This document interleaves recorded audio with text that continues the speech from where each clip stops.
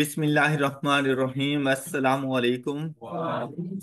Previous lecture में हम लोगों ने सेल्फ टेस्ट चैप्टर नंबर 1 में 1.33 तक तमाम तर क्वेश्चन सॉल्व कर लिए थे। आई होप कि वो तमाम तर जितने भी क्वेश्चन थे उनमें काफ़ी ज़्यादा ऐसे ट्रिकी क्वेश्चन भी थे, लेकिन मुझे उम्मीद है कि अब आप लोगों को अच्छे तरीके से समझ आ गई हैं चीज़ें, और इस जैसे जब भी कोई क्वेश्चन आएंगे तो आप लोग इजीली उनको हैंडल कर सकते हैं। अब आप लोगों को जरा आइडिया हो रहा है कि बेसिकली आप लोगों ने एमसीक्यूज को सॉल्व किस तरह से जाके करना है। इसी तरह अब थोड़े से हमारे क्वेश्चन रहते हैं और इंशाल्लाह हमारे ये चैप्टर नंबर 1 कंप्लीट हो जाएगा। 1.34 की बात करें तो एक बड़ा सिंपल सा हमारे पास क्वेश्चन है।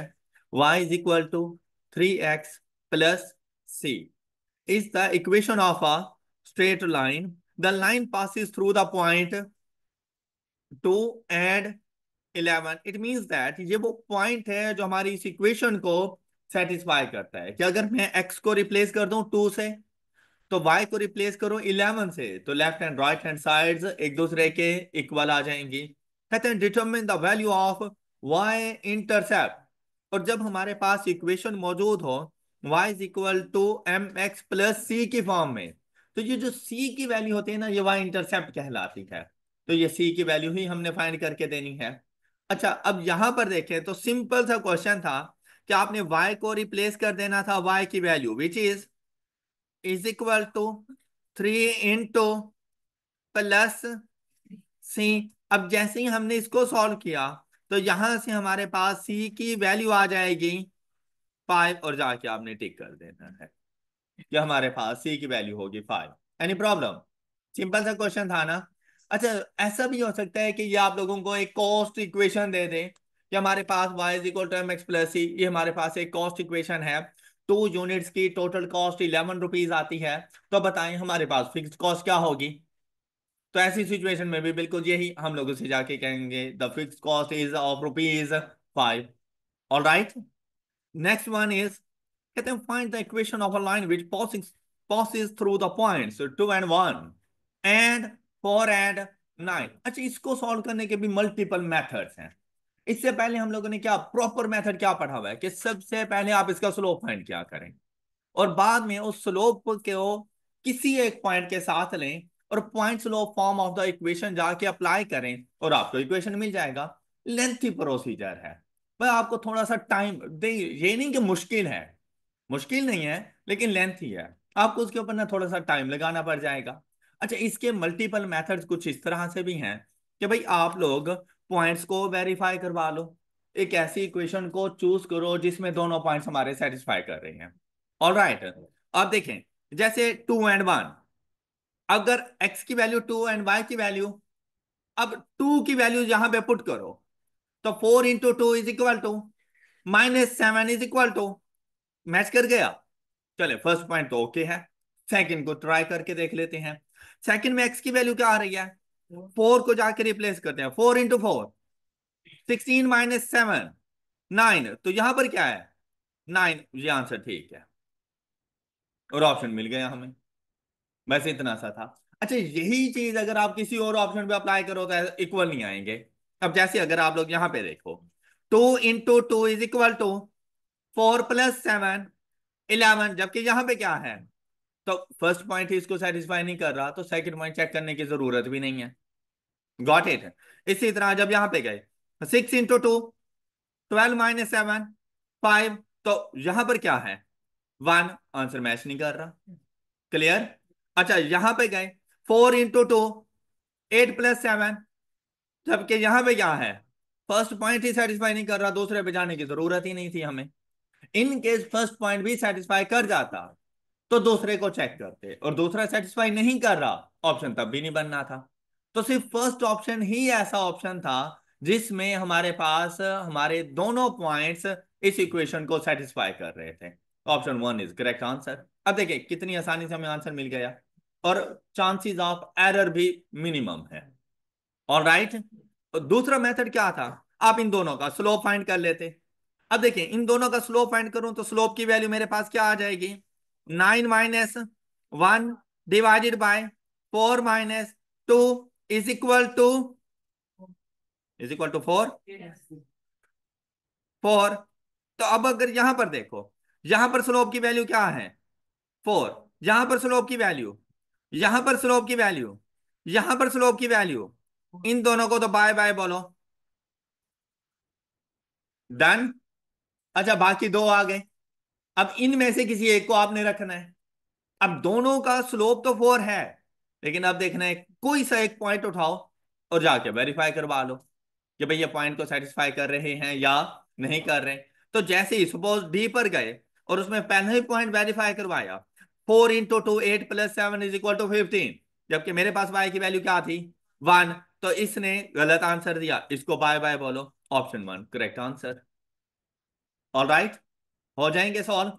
नेक्स्ट वन इज, तो मतलब आप लोगों के लिए ना देखें, एमसीक्यू पेपर को सॉल्व करने के लिए सिर्फ नॉलेज का होना जरूरी नहीं है। नॉलेज, बहुत से ऐसे बच्चे हैं जिनके पास बेपनाह नॉलेज होता है लेकिन पेपर फेल करके आ जाते हैं। पेपर ट्रिक्स एक डिफरेंट टेक्निक्स हैं कि आप लोगों ने ना किस तरह से पेपर को जाके हैंडल करना है। नॉलेज एक डिफरेंट चीज है। तो आप लोग वहां पे बैठे हुए हों तो आपको ये आइडिया हो कि आउट ऑफ 50 मैंने 25 क्वेश्चन को किस तरह जाके सॉल्व करना है। फिर चाहे आपके 25 ठीक हो या 50/50 ठीक हो, कोई फर्क नहीं पड़ रहा। आपके पीआरसी के लेवल पे कोई फर्क नहीं पड़ रहा। हाँ, 25 से नीचे नहीं रहना।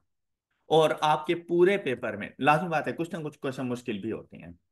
कुछ कोई क्वेश्चन ऐसे भी होते हैं जो आपकी औकात से बाहर होते हैं। जो चीज आपकी औकात से बाहर है रहने दो उसको।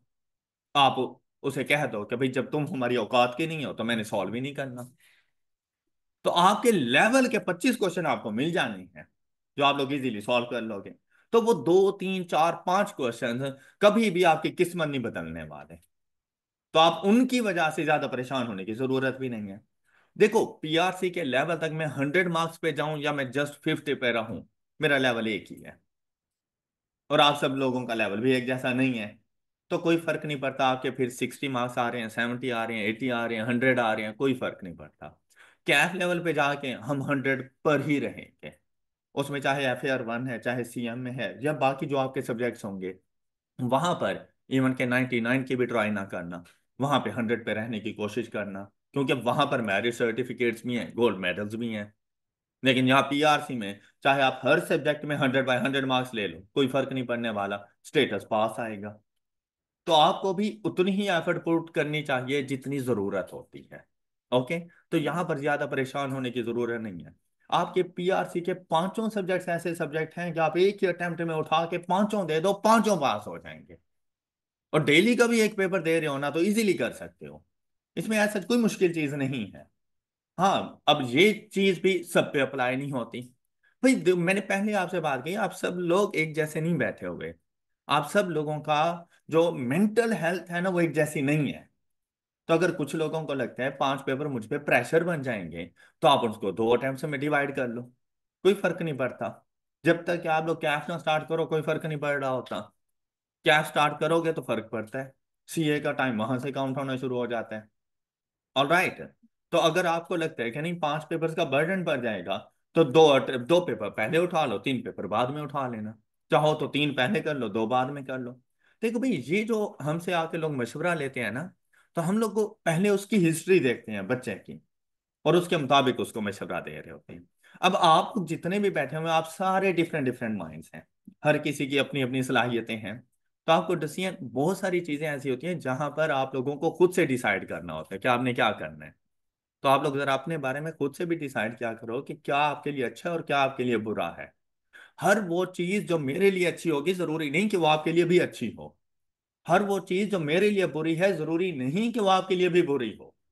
ऐसा नहीं होता, ये पर्सन टू पर्सन ये चीजें वेरी कर जाती हैं। ऑलराइट। तो कुछ चीजों में ना खुद से डिसाइड क्या करो कि आपके, अब मुझे क्या पता आप कितनी मेहनत कर सकते हो, आप कितनी देर पढ़ सकते हो। मैं आपसे कहूं कि बेटा घर जाके ना हर सब्जेक्ट को बस 1 1 घंटा देना, भाई 5 सब्जेक्ट है, 5 घंटे कहाँ से निकालोगे। आपको पता है कि भाई आप नहीं कर सकते, 5 घंटे स्टडी नहीं कर सकते आप, तो मेरा मशवरा तो गया ना, जाय हो गया। लेकिन अगर एक बच्चा कर सकता है तो उसे जरूर करना चाहिए। तो ये चीजें आप पे डिपेंड करती हैं। क्वेश्चन जब इसका अटेम्प्ट कर रहे हो ना, या कोई भी सब्जेक्ट, भाई टेंशन वेंशन लेने की कोई जरूरत नहीं। एक क्वेश्चन मुश्किल आ गया, बस इग्नोर कर दो। आपके लेवल का नहीं है, साइड पे करो उसको। आप खुद देखो कि बहुत हैवी ब्रांड्स पर आपको पता है कि आपकी जेब में 100 रुपया मौजूद है, क्या आप 500 रुपए वाले किसी ब्रांड पर जाओगे? जहां पर आपको पता हो कि यार मिनिमम रेट भी इनका 500 है। अब कहने को तो पैंट शर्ट्स ही होती हैं ना, आप लोग लेने के लिए जाओ तो 500-500 रुपए में भी मिल जाती हैं, लेकिन लेने के लिए जाओ तो लाखों रुपए में भी सिर्फ पैंट शर्ट है। क्या उस शॉप पे जाओगे जहां पर आपको पता हो कि यार इधर बस छूने के भी 1 लाख रुपए देने पड़ जाएंगे? आप जाओगे? क्यों? औकात से बाहर हैं चीजें। लेकिन क्या फिर पैंट शर्ट नहीं पहनेंगे? तो मतलब फिर अपने लेवल पर आएंगे ना, तो क्वेश्चन में भी वो अपना लेवल मौजूद होता है। जिस तरह से लोगों में डिफरेंट डिफरेंट कैटेगरीज है ना, क्वेश्चन में भी हैं। सारे के सारे मुश्किल क्वेश्चन नहीं है, सारे के सारे इजी भी नहीं है। जिस तरह हम उन लोगों की क्लासेस है ना कि पुअर आ गए, फिर मिडिल क्लास आ गए, एलीट क्लास आ गए, क्वेश्चन भी ऐसे ही हैं। कुछ बहुत इजी होंगे, कुछ मॉडरेट लेवल के होंगे, कुछ बहुत डिफिकल्ट होंगे आपको कंफ्यूज करने के लिए। जो चीज आपको कंफ्यूज कर रही है उसको अपनी जिंदगी से दूर कर दो, आप लोग बड़े पुरसकून हो जाओगे। ओके भाई, जरूरी नहीं है आप 100% पे जाओ, आप 60 पे 70 पे इधर रह जाओ, आपका पेपर आपके सीए आराम से हो जाएगा। तो ये किसी के साथ मुकाबला करने की कोई जरूरत नहीं है। कोई भी आपके टेस्ट हो रहे होते हैं ना, आप अपने आप का कंपैरिजन करें। आप ये कोशिश करें कि भाई मैंने 50% से ज्यादा नंबर लेने हैं बस, इससे ज्यादा और कुछ भी नहीं चाहिए हमें। कि कोई भी टेस्ट होगा ना, मैंने अपनी आप को 50% से ऊपर रखना है। उसके बाद 50% से ऊपर ना, हम सब लोग बराबर। 50% से नीचे आ गए तो नुकसानदेह बात है। ओके। अच्छा, अब नेक्स्ट क्वेश्चन देखें। कहते हैं the product of two positive integers is 28 and when added together the result is 11। Find the integers, मतलब नंबर्स हमने ऐसे ढूंढने हैं जिनका प्रोडक्ट 28। तो भाई क्या, जैसे ही मैंने ऑप्शन पे देखा तो मुझे नंबर मिल नहीं गए। तो मेरे लिए तो मेरा निकाल के क्वेश्चन मुश्किल है। मैंने क्या करना है, मैं दो नंबर को आपस में मल्टीप्लाई करूंगा तो आंसर 28 चेक करूंगा, और दोनों को मैं जाकर ऐड करूं तो आंसर 11। अब देखें, मैं 2 + 14 करूं 28 है, लेकिन ऐड करूं तो 16 है। एम आई राइट? तो फिर ये तो मेरा आंसर नहीं हो सकता, ऑप्शन 1 कैंसिल हो गया। ये होता है इलिमिनेशन मेथड, एमसीक्यूज को सॉल्व करने का इलिमिनेशन मेथड।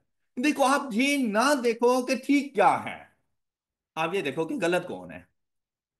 जब आप उसको इग्नोर करते जाओगे, आपकी प्रोबेबिलिटी बढ़ती जाएगी उस चीज को ठीक करने की। अब जहां पर पहले आपके पास 25% चांसेस है इसको ठीक करने का, और जैसे ही आपने पहले ऑप्शन को गलत कर दिया, वो प्रोबेबिलिटी बढ़ गई है, 33% पे चली गई है कि अब 3 में से 1 को ठीक करना है आपने। मतलब आपने तुक्का भी लगाना हो ना, आंखें बंद करके ना लगाओ, थोड़ी सी आंखें खोल के लगा दो, तो ऑप्शन खुद बता रहा होता है कि भाई ये वाला ठीक है। तब जाके आपके तुक्के भी ठीक होना शुरू हो जाएंगे। अब नेक्स्ट अगर आप लोग देखें तो 7 + 4 = एंड 4 × 7 बन गया। अच्छा भाई, 7 and 4 हो या 4 and 7 हो, बात तो एक ही है। ओके। तो अब यहां पर देखो, तो ये आंसर मुझे जरा अच्छा अच्छा सा लग रहा है। नेक्स्ट वाले को देखो, 28 × 1 = 28, प्रोडक्ट ठीक है, लेकिन सम ठीक नहीं है। ऑल राइट, किसी को कोई इशू?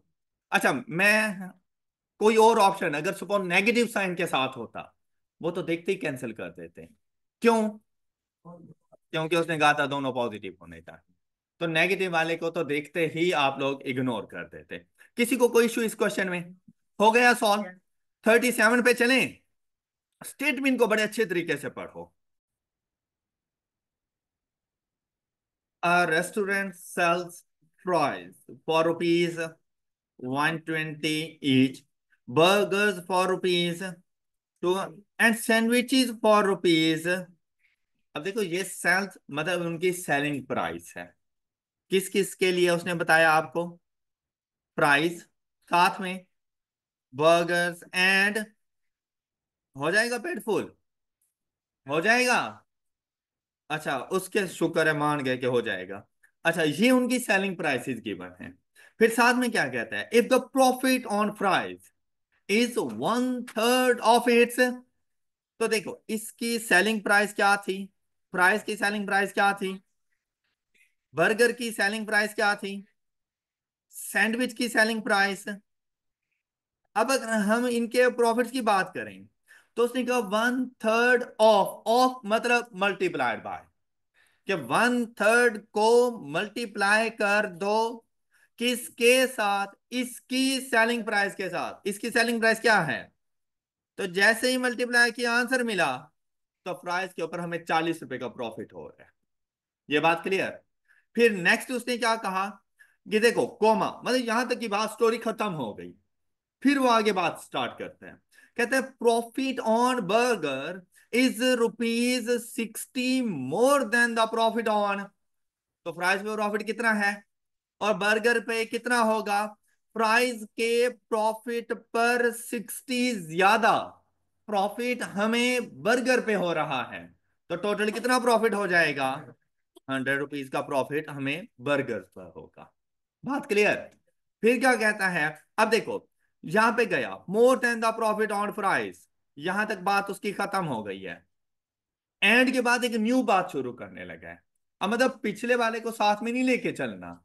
अब नई बात क्या स्टार्ट की उसने, वो कहता है profit on sandwich is 125% of profit on burgers. अब यहां पर देखें तो किसी किस्म का कोई मोर देन का वर्ड नहीं यूज किया उसने, कि profit on sandwich is 125% more than the profit of burger, ऐसी बात नहीं थी। सिंपली कहता है कि भाई बर्गर के ऊपर जो भी प्रॉफिट है उसका ऑफ की जगह पे फिर मल्टीप्लीकेशन का साइन आता है ऑफ की जगह पे, कि 125% को मल्टीप्लाई करो किसके साथ, प्रॉफिट ऑन बर्गर के साथ। तो बर्गर का प्रॉफिट कितना है, मल्टीप्लाई किसके साथ करें, 125%, तो ये आंसर 1 to 5 आएगा। अगर यहां पे लिखा होता ना the profit on sandwich is 125% more than the profit on burger, तो आंसर 225 आना था। ऑलराइट, लेकिन यहाँ पे मोर देन का वर्ड नहीं था। सिंपली आपने बर्गर के प्रॉफिट जो भी हो उसको मल्टीप्लाई कर देना था 125% के साथ, सिर्फ 125 के साथ भी नहीं, परसेंटेज का साइन जरूर लगाना था, या परसेंटेज का साइन खत्म करने के लिए डिवाइडेड बाय 100 करते हैं, या आप इसको जाके लिख देते 100 मल्टीप्लाइड बाय 125 डिवाइडेड बाय, या आप इसको लिख देते 100 मल्टीप्लाइड बाय 1.25, ये जाके लिख देते। ये बात समझ आ गई, किसी को इशू। अच्छा, अब देखें, आपको एक फ्राइज, एक बर्गर और एक सैंडविच पर प्रॉफिट की वैल्यू का पता चल गया। उसने क्या कहा, कहते हैं what will be the total profit for sale of, अब क्वांटिटी की बात कर रहे हैं, 5 फ्राइज, 10 बर्गर्स एंड 15, और क्या चीज पूछी, रेवेन्यू पूछा या प्रॉफिट पूछा। तो अगर रेवेन्यू पूछता तो इस क्वांटिटी को मल्टीप्लाइड बाय सेलिंग प्राइस करते, लेकिन जब प्रॉफिट पूछा है तो क्वांटिटी मल्टीप्लाइड बाय प्रॉफिट। तो 5 multiplied by 40 is equal to 1000 and 18, और टोटल प्रॉफिट पूछा तो इन तीनों दो को ऐड कर लो, तो आंसर क्या आ जाएगा हमारे पास, ये हमारे पास सॉल्यूशन है इसका। क्या तमाम बच्चों को क्लियर, किसी को कोई डाउट, चले गुड शाबाश। अच्छा नेक्स्ट 1.38, कहते हैं determine x intercept of a line passing through the point this and this. अब दो पॉइंट्स हैं, उससे इक्वेशन बनानी है और उसका एक्स इंटरसेप्ट फाइंड करना है। तो इसके लिए ऐसा कोई डायरेक्ट मेथड हमारे पास अप्लाई नहीं हो रहा, इसके लिए हम लोग सबसे पहले इसकी इक्वेशन बनाएंगे। तो इसकी इक्वेशन हमारे पास बनाने के लिए सबसे पहली चीज क्या चाहिए, स्लोप कैसे आएगा, 10 - divided by is equal to, slope की वैल्यू आ गई। अब क्या करने हम लोगों ने, दोनों में से कोई सा एक पॉइंट पिक कर लें, कौन सा पॉइंट पिक करें, 1 7 कर लेते हैं। तो इक्वेशन पॉइंट स्लोप फॉर्म में जाएंगे, y is equal to 3 × x - 1 plus ये बात क्लियर? जाके सॉल्व करो। y is equal to 3x - 3 + 4 is equal to -3 + 7 is equal to. ये बात समझ आ गई? अब अगर स्लोप पूछता तो क्या आंसर करते? और अगर एक्स इंटरसेप्ट पूछता तो, सॉरी, वाई इंटरसेप्ट पूछता तो क्या आंसर करते हैं? 4। लेकिन उसने क्या पूछा है? एक्स इंटरसेप्ट क्या होता है? A point on X axis where Y is equal to. तो अब अगर यहां पर मैं वाई को 0 पुट करूं तो मेरे पास एक्स की वैल्यू क्या बनेगी? 3x + 4 is equal to. ये बात समझ आ गई? मैंने y को 0 पुट कर दिया। अब यहां से जब x की वैल्यू जाके फाइंड करेंगे तो आंसर आएगा -4/3। तो ये मेरे पास आंसर है, x इंटरसेप्ट। और अगर ये पॉइंट की फॉर्म में बताना होता तो हम इसको कैसे बताते? -4/3 एंड, तो फिर ये बता देते। अगर आपसे पूछता था point on X axis is, तो हम लोग ये वाला पॉइंट बताते हैं। एक्स इंटरसेप्ट तो -4/3। बात क्लियर? किसी को कोई डाउट? No doubt. चले 1.38 क्लियर है सब बच्चों को? चले आ जाए 1.39 पर। हो गया था 1.39? जी। अच्छा, देखें, 1.39 person buys 20 units of a product for ₹915 total. This include discount of rupees, मतलब बेसिकली 950 के नहीं बन रहे थे। 950 उस टाइम पे बना जब उसे 5% डिस्काउंट मिल गया। All right. फिर कहते हैं व्हाट इज द एप्लीकेबल, क्या, what is applicable if, which is applicable if more than 10 units, और कहते हैं कंप्यूटर कॉस्ट पर यूनिट इफ 5 यूनिट्स, और तो सबसे पहली चीज, जब 5 यूनिट परचेज करूंगा तो क्या मुझे डिस्काउंट मिलेगा? तो मैं ऐसा नहीं कर सकता कि 950 डिवाइडेड बाय 20 तो पर यूनिट प्राइस, ऐसा नहीं कर सकते हम लोग। ऐसा कर भी लिया तो मेरे पास जो प्राइस पर यूनिट आएगी वो आफ्टर 5% डिस्काउंट आएगी। All right. तो आप ऐसे समझे जैसे 5% का डिस्काउंट मीन्स दैट कि जो 100 रुपए की चीज है आफ्टर 5% डिस्काउंट वो आपको कितने की मिलेगी? 9। तो ये जो 950 है ये बेसिकली 95% ऑफ टोटल अमाउंट है। क्या मेरी बात समझ आई है? जो 950 हम लोग उसको पे कर रहे हैं फॉर 20 यूनिट्स, वो बेसिकली 95% ऑफ टोटल अमाउंट है। किसी को डाउट? All clear? तो आपने देखना है कि अगर डिस्काउंट ना हो तो 20 यूनिट्स की टोटल वैल्यू क्या बन रही है? अगर डिस्काउंट ना हो तो 20 यूनिट्स की टोटल वैल्यू क्या बन रही है? कैसे सॉल्व करेंगे? 950 कितने परसेंट के इक्वल है? 950 कितने परसेंट के इक्वल है? तो उसके साथ करते हैं इसको डिवाइड, ये जितने परसेंट के इक्वल हो। आपने कौन सी परसेंटेज पे जाना है? आपने टोटल वैल्यू फाइंड करनी है या सिर्फ डिस्काउंट की वैल्यू फाइंड करनी है? टोटल। तो टोटल कितने परसेंट आपने रखा हुआ था? 100, तो मल्टीप्लाइड बाय 100। तो यहां से वैल्यू मिल गई आपको। अगर डिस्काउंट ना होता तो ये 20 यूनिट्स आपको मिल रहे थे बेसिकली कितने रुपीस के? 1000 के। अब देखें जरा 1000 का 5% देखें कितना आ रहा है आप लोगों के पास? 1000 का 5% देखें कितना आ रहा है आपके पास? 50। 950 नहीं। क्वेश्चन तो सुन लिया करें मैं क्या पूछ रहा हूं आप लोगों से। चर्च पी के बैठे हो? हाँ भाई वसीम। तो जब मैं डिस्काउंट पूछ रहा हूँ तो 1000 का 5% डिस्काउंट इज इक्वल टू 50। तो जब 50 का डिस्काउंट मिल गया तो बाकी 950 नहीं बच गए आपको? तो वो 950 रुपये आपने पे कर दिए। अब अगर डिस्काउंट ना होता तो इन 20 यूनिट्स के लिए कितनी अमाउंट पे करते? 1000। तो एक यूनिट आपको कितने में पड़ जाता? Divided by 20। तो एक यूनिट आपको कितने में पड़ रहा है? 50 रुपीज का। अगर डिस्काउंट ना हो तो एक यूनिट 50 रुपीज का है। तो उसने आपसे क्या 5 यूनिट्स की वैल्यू पूछी है? हाँ, उसने क्या पूछा है?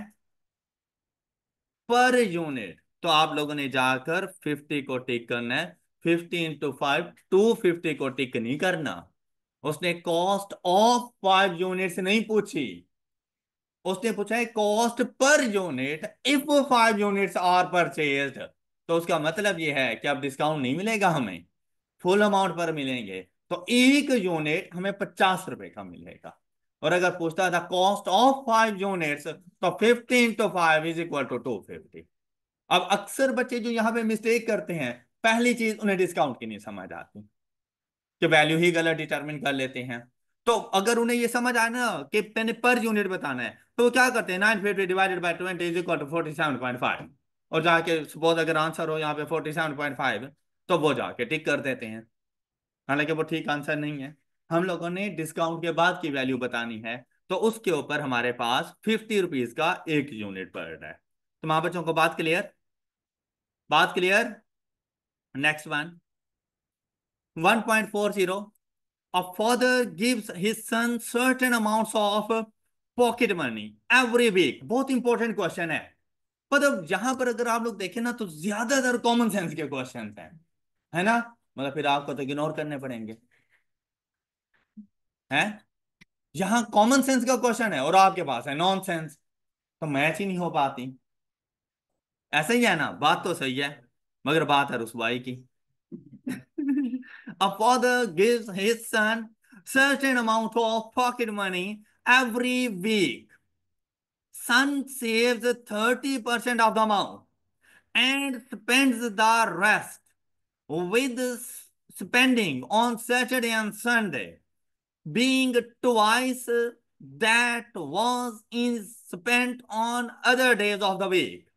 If total saving in the weeks are 420, how much is spent on each Saturday? Question ऊपर से गया, है ना? पढ़ने के बाद समझ आया हम ना कर पाएंगे। ऐसे ही है ना? अच्छा, अब देखो, अब बात सुनो, बात सुनो।